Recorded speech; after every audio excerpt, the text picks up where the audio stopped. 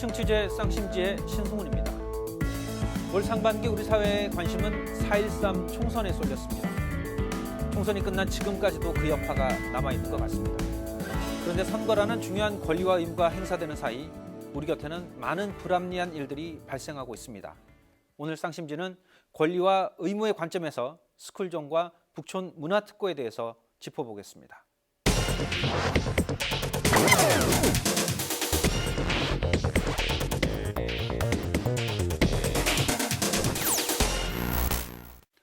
초등학교 아이들 학교에 보낼 때 차 조심해라, 차 없는 데로 가라, 좌우를 잘 살피고 건너라 이런 얘기 많이들 하시죠.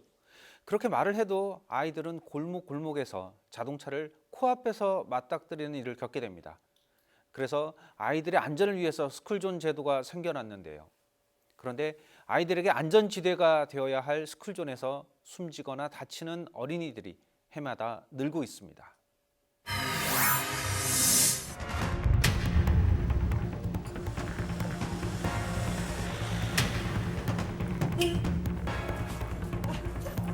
차를 맨날 피해 다니니까 불편해요. 제 발을 밖으로 누르고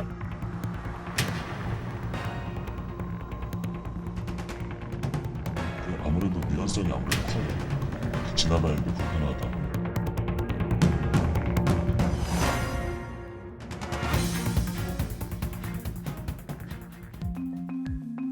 꽃샘추위와 함께 시작된 새학기 첫날. 학교 앞까지 아이들을 데려다주는 부모들의 표정이 굳어진 것은 쌀쌀한 날씨 때문만은 아니었다. 마치 일반 도로 위를 달리듯 스쿨존 이곳저곳을 아무런 껄낌 없이 오가는 차량들.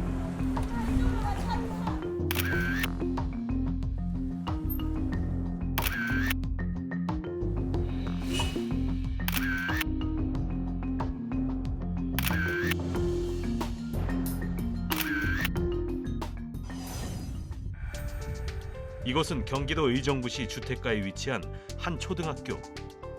이 학교 아이들이 자주 이용하는 주 통학로는 후문 쪽으로 나 있는 바로 이 골목길이다. 스쿨존으로 지정된 곳이지만 골목 한쪽은 거주자 우선 주차장이 쭉 늘어서 있어 아이들이 주차된 차량 사이를 매일 아슬아슬하게 오가고 좁은 일방 통행길 역시 수시로 지나는 차량 때문에 위험천만한 사고 상황이 연출되기 일쑤다. 1995년 도로교통법에 의해 도입된 스쿨존은 초등학교 및 유치원 통행로 반경 300m 이내에 어린이 보호구역을 의미한다. 차량의 통행과 주정차, 운행 속도를 제한하고 있지만 이런 규정들은 제대로 지켜지지 못하고 있는 것이 현실이다. 차가 한 번에 들어올 때는 피할 데가 없어서 되게 위험해요. 차가 많이 다녀서 여기 골목길이 좁은데 차를 맨날 피해 다니니까 불편해요. 길이 너무 좁아가지고 오토바이도 많이 다녀서 좀 위험한 것 같아서 좀 불편해요.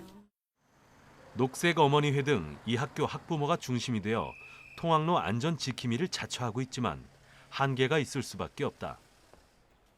돌발 행동이 많아 움직이는 신호등에 비유되기도 하는 아이들의 경우 운전자의 작은 부주의 하나가 큰 사고를 부르기 때문이다. 아이 혼자 혹시 보내실 수 있으시겠어요? 아니 못 보낼 것 같아요. 이게 혼자 가다 보면은 애들끼리 장난치고 가다가 사고라도 날 수 있고 갑자기 차들이 많이 오니까 너무 위험한 것 같아요. 기본적으로는 차들이 이제 아이들이 어떻게 행동할지 몰라서 아무리 주의를 해도 아이들이 아무래도 사고 날 위험이 클 것 같습니다. 실제로 지난해 국내 교통사고 사망자 수는 사상 최저 수준이었지만 어린이 사망자는 전년도에 비해 오히려 25%가 증가. 특히 스쿨존에서의 교통사고는 해마다 증가 추세를 보이고 있으며 전국 스쿨존 10곳 중 한 곳은 사고가 2번 이상 발생한 교통사고 다발 지역이었다.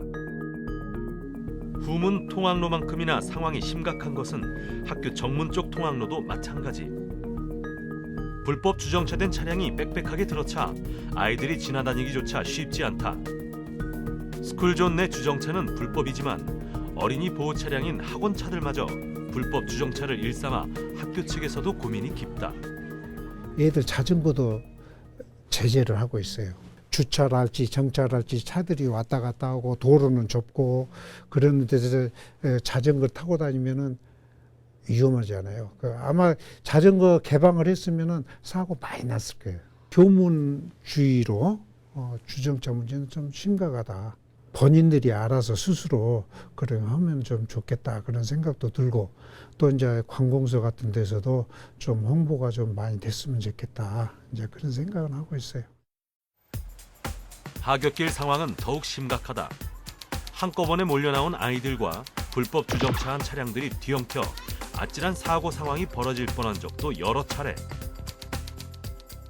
친구는요 여기서 차 다니다가 발에 자동차 그거 바퀴 찍혔어요. 친구가 네 여기요. 최대한 안쪽인 대로 이렇게 서서 차가 갈 때까지 기다리고 있었는데 차가 그 선이 안 보이니까 그쪽으로 침범해서 제 발을 바퀴로 누르고 그러고는 그냥 갔어요. 이런 상황을 더욱 심각하게 하는 것은 바로 거주자 우선 주차장. 스쿨존에는 노상 주차장을 만들 수 없고 설치된 것도 폐지하거나 이전해야 하지만 주차난 때문에 이러지도 저러지도 못하고 있는 상황이다. 평균 키 151cm인 초등학교 6학년 어린이를 기준으로 거주자 우선 주차구역에 세워진 차량의 위험성을 실험해봤다. 눈높이에 맞춰 카메라를 들고 차량이 주차된 통학로를 걸어보는데 주행하는 차를 피해 주차된 차 뒤로 들어가자 몸이 모두 가려져 아이의 모습이 보이지 않는다. 아이의 눈높이에 카메라를 들고 주차된 차량 뒤쪽에서 보이는 시야를 살펴봤다. 주차된 차량의 시야가 가리다 보니 마주오는 차량이 어느 정도 가까워져서야 어린이는 물론 운전자 또한 서로를 인지하는 것이 가능했다. 그렇다면 왜 스쿨존 내에 금지된 거주자 우선 주차장을 없애지 못하고 있는 것일까? 예전부터 그어져 있었는데 이제 지정이 된 부분들이 있잖아요. 그러다 보니까 이제 한꺼번에 지우기에는 그곳에 사는 사람들이 뭐 주차 공간이 하나도 없는데 나가라 이런 소리밖에 안 되니까 현실적으로 좀 불가능한 부분들이 있어요.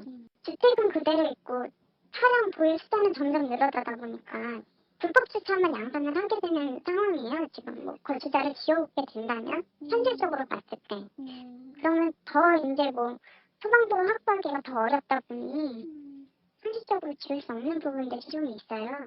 예, 학교 주변에 이렇게 차가 세워져 학원 차량뿐만 아니라 이제 거주자 우선 주차 그 차도 세워져 있는데요. 아이들이 그 차를 피해가면서 오히려 또 제2차 교통사고도 유발하게 되는 그런 상황도 벌어지게 되고요. 아이들 통학로가 우선은 이제 확보가 돼야 되는 게 가장 중요한 것 같아요. 스쿨존 안전을 위협하는 또 하나의 문제는 제한속도 위반 차량. 대부분의 스쿨존이 시속 30km로 속도를 제한하고 있지만 규정속도 미만을 지키는 운전자를 찾기란 쉽지 않다. 스쿨존에서 속도 위반이나 신호 위반을 할 경우 일반 도로에 비해 범칙금 및 벌점이 최대 2배에 달하지만 별다른 단속 없이 방치되면서 사실상 운전자들의 무법지대가 됐다. 전국 15,000여 곳에 이르는 스쿨존 가운데 과속 카메라가 설치된 건 230여 곳으로 단 1.5%에 불과한 수준. 이렇게 과속 카메라 설치율이 낮은 이유는 뭘까? 과속 카메라를 설치를 안 하냐라고 물으시면 그게 아무래도 위헌성이 아무래도 커요. 그게 뭐 이렇게 지나다니는데 불편하다, 다 찍힌다. 근데 실질적으로 이제 사고가 났을 때 거기를 이제 예방하려고 만들어 놓은 거예요. 30km. 만약에 무한으로 50km, 60km로 다시 지정이 되면 사람들이 그 이상으로 다 다니잖아요. 의정부 내에 위치한 32개 초등학교 중에서도 속도 제한 단속 카메라가 설치된 곳은 단 한 곳뿐. 결국 스쿨존 내 과속 단속은 운전자의 양심에만 기댈 수밖에 없는 노릇이다. 독일 등 주요 선진국들은 주택지역 모든 도로를 30km 존으로 지정하고 있고 일본은 어린이 밀집 시설 반경 500m에서 교통 규제를 시행하고 있다. 스쿨존이 만들어진 지 20년이 흐른 지금 안전에 무감각한 시민의식과 무늬만 스쿨존인 곳이 대부분인 현실 속에서 아이들의 안전을 지킬 안전지대로서의 스쿨존은 여전히 갈 길이 멀어 보인다.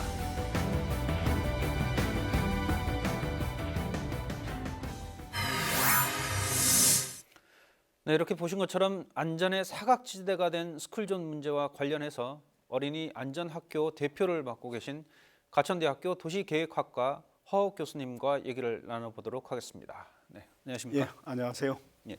그 스쿨존 제도가 도입된 게 1995년이라고 이제 됐었는데 실제로 그러면 그때부터 스쿨존이 다 이렇게 보급이 되고 있는 상황이었나요? 95년에는 이제 어린이 보호구역 지정 관리에 관한 규칙이 만들어졌죠. 네. 사실상 그런 규칙이 만들어졌으면은 거기에 해당하는 후속 조치, 가령 예산이 확보가 돼가지고 시설을 보강한다든가 하는 후속 조치가 돼야 되는데 네. 그런 게 거의 없었습니다. 그러다가 2003년에 들어와서 네. 이 실질적으로 스쿨존 개선을 위한 예산이 확보되기가 시작했습니다. 그래서 그 전까지는 그냥 임의 규정, 네. 즉 안 지켜도 법적 제재가 안 되고, 그러나 2003년 이후부터는 실질적으로 강제 규정으로 해가지고 안 지키면 처벌까지도 받고 뭔가 또 예산이 확보되는 그런 식으로 이렇게 나눌 수가 있습니다. 우리가 보통 시각적으로 보이는 그 스쿨존에 그 붉은색 페인트가 칠해지기 시작한 게 그러면 2003년도 그렇죠. 2003년부터. 예. 이후에 보니까 이제 스쿨존과 관련해서 정부가 들인 예산이 약 1조 5천억 정도가 들었다고 하는데 예. 현재까지 교통사고가 줄어들지 않고 오히려 늘고 있다라는 게 참 아이러니한데요. 그 원인이 어디 있다라고 보시는지요? 우선 이 어린이 교통사고를 줄이기 위해서는 이 세 가지 정책이 잘 펼쳐져야 되는데요. 네. 첫 번째가 교육입니다. 학교와 가정에서 교육을 잘 시켜가지고서 스스로 그 위험한 상황에 대처할 수 있는 능력을 길러줘야 되고요. 네. 근데 두 번째는 시설입니다. 안전 시설을 설치해서 차와 어린이를 근본적으로 좀 분리시켜주고 또 속도를 낮춰주는 그런 시설의 설치가 잘 돼야 되고, 또 세 번째는 법 제도 단속이죠. 예, 과속 차량들을 단속해 가지고서 속도를 못 내도록 하는 이런 세 가지 정책이 중요한데, 결국은 이런 세 가지 정책이 제대로 안 되고 있기 때문에 네. 이렇게 사고가 는다고 말씀드릴 수 있습니다. 사실 말씀하신 것처럼 이제 여러 가지 제도가 있어도 이것을 지키게 하기 위해서는 단속이라든가 실질적인 어떤 규제책이 있어야 되는 것이 예. 맞을 텐데 실제 그것이 잘 이루어지지 않는다라고 말씀하시는 그렇죠. 현재 이 스쿨존의 가장 큰 문제는 사실 운전자가 이 스쿨존은 지금 인식은 하고 있어요. 네. 알고는 있는데 어디가 스쿨존인지, 여기서 또 내가 뭐를 지켜야 되는지, 또 사실상 안 지켜도 또 아무런 법적 제재도 제대로 안 받고 있고, 물론 뭐 경찰이 나름대로 단속은 합니다만 여전히 이 피부로 와닿는 거는 좀 적은 거죠. 특히 이 학교 가는 통학로가 이 좁은 이면도로를 양방통행으로 하면은 인도가 나올 수가 없습니다. 네. 그래서 이런 부분은 일방통행으로 지정해갖고 안전한 인도를 확보해줘야 되는데 그렇지도 못한다는 게 가장 큰 문제입니다. 현실적인 어떤 제약들이 많이 있다라고 말씀하셨는데 최근인가요? 이제 그 경찰청이라든가 정부 차원에서 스쿨존 내의 불법 주정차에는 2배의 벌칙과 예. 뭐 과징금 같은 거를 부과를 하면서 좀 더 강화를 하려고 하는 움직임이 있는데 왜 강화됐죠. 예, 강화를 됐습니다. 효과는 그렇게 예. 없는 것 같아요. 이 운전자의 의식과 행동이 안 바뀌어서 그런 겁니다. 사실 이런 거를 시행을 하고 법도 강화시켰으면은 이 법의 실효성을 높여줘야 됩니다. 네. 즉 운전자들이 내가 위반하면 걸린다라는 그런 인식을 심어주고 실제 또 위반하면 걸려야 됩니다. 근데 결국은 운전자가 위반해도 안 걸리니까 또 사실은 또 안 지키는 거죠. 2000년하고 2001년은 뭐를 했냐면요, 카파라치를 실시했습니다. 예, 그래서 전 경찰의 단속에 한계가 있다 보니까 일반 시민들이 위반 차량을 사진을 찍어갖고 고발을 하면은 포상금을 줬죠. 그러다 보니까 그 당시에 모든 운전자들은 위반하면 걸린다라는 이런 인식이 확산됐죠. 그래서 그 당시에 교통사고 사망자를 2년 사이에 3,000명을 줄였거든요. 그래서 이런 식으로 스쿨존의 위반 차량을 보다 강화하려고 했으면은 실질적인 단속이 돼가지고서 위반하면 정말 걸려서 뭔가 법적 제재를 받는 그런 후속 조치가 꼭 필요합니다.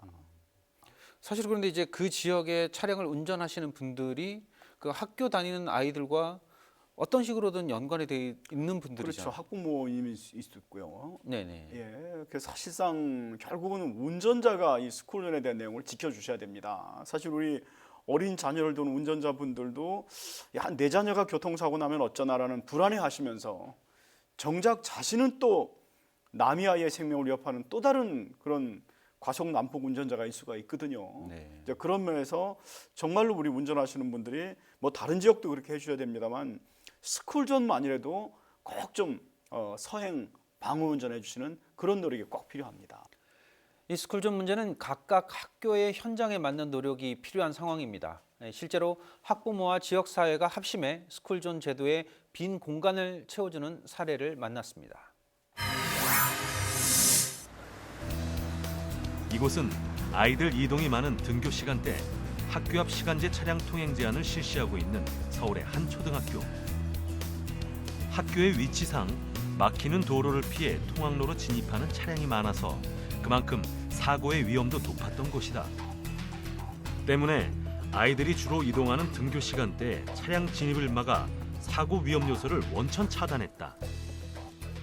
인근에 진흥로가 상당히 아침에 차가 많이 막히고 교통량이 많습니다. 그래서 일종의 지름길 역할을 하던 도로였는데 이 도로에 아이들이 안전하게 등교할 수 있도록 저희가 아침 8시부터 9시까지 차량 통행 제한을 실시하였습니다. 통학할 때마다 이렇게 지나가는 차량들에 비키지 않고 안전하게 도로의 가운데를 다닐 수 있는 그런 환경이 조성되었기 때문에 무엇보다 아이들이 가장 좋아하고 있습니다. 차가 사라진 등교길이 가장 반가운 건 아이들. 길 한복판을 걸어도 차들을 신경 쓰지 않아도 되니 등교길이 한결 여유로워졌다. 그전에는 여기를 다녔을 때는 차량이 계속 와가지고 올 때마다 길을 비켰어야 되는데 이젠 차량을 막으니까 더 한결 쉽게 학교를 가기가 편해졌어요. 옛날에 늦었는데 차가 계속 오니까 계속 멈춰야 돼서 그런 게 힘든 것 같아요. 지금은 어때요? 지금 그냥 다닐 수 있어서 좋아요. 통행 제한 시간을 표기한 이동식 바리케이트를 설치하고 녹색 어머니회에서 적극적으로 통행 지도에 나선 것이 큰 도움이 됐다.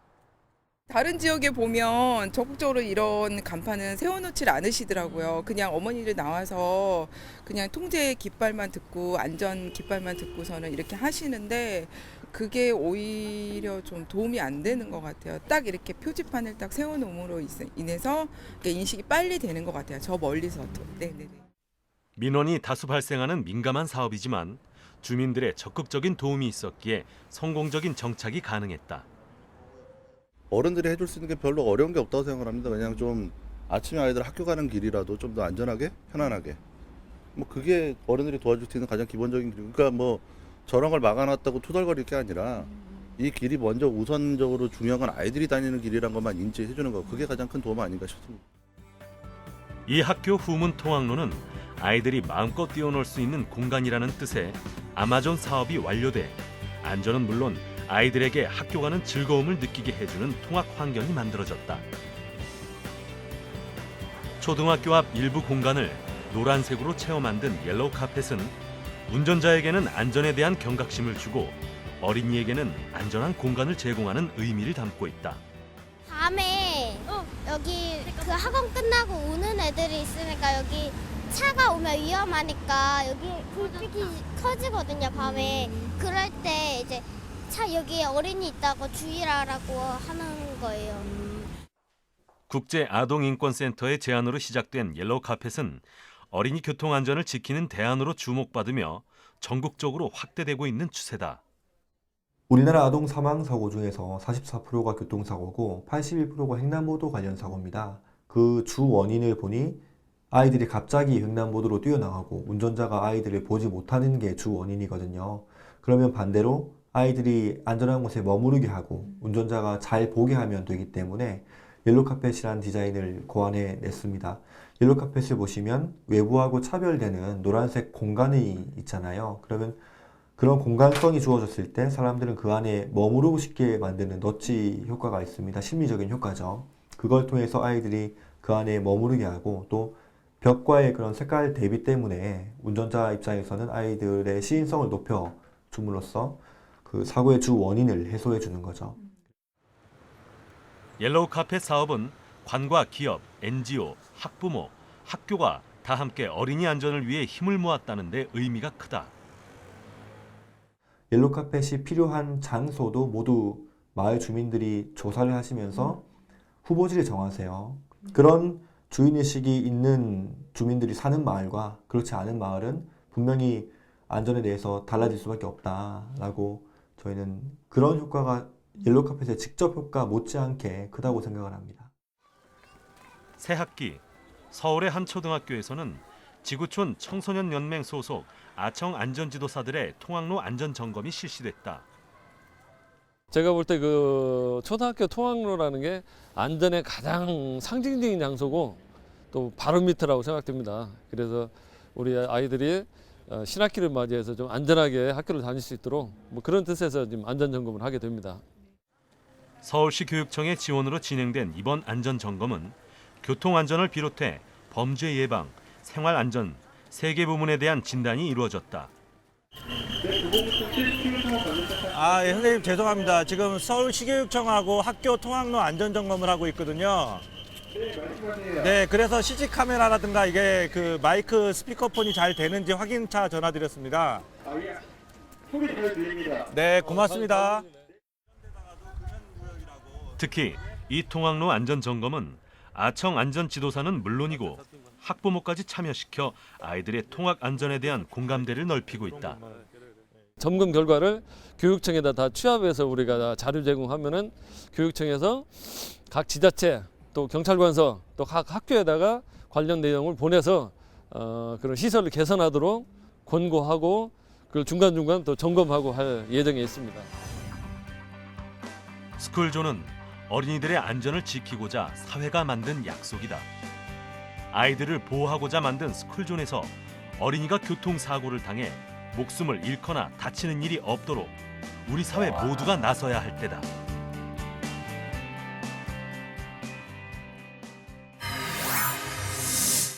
네, 교수님, 이 시간제로 이렇게 자동차의 통행을 제한하는 곳, 굉장히 박수를 쳐주고 싶은 제도인데요.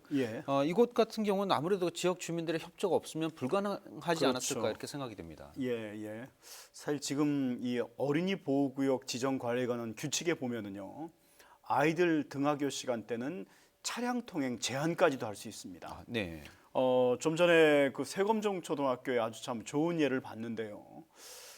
요 학교 앞에 있는 통학로를 아예 아이들 등하교 시간에 막으면은 사실 운전자는 좀 불편할 겁니다. 뭐 좀 돌아갈 수도 있겠죠. 그러나 이런 운전자들의 불편함을 좀 감수하시는 게 또 우리 아이들의 안전을 바로 또 지켜주는 거거든요. 그 통학로에 계시는 주민들, 자녀들이 다니는 그런 학교입니다.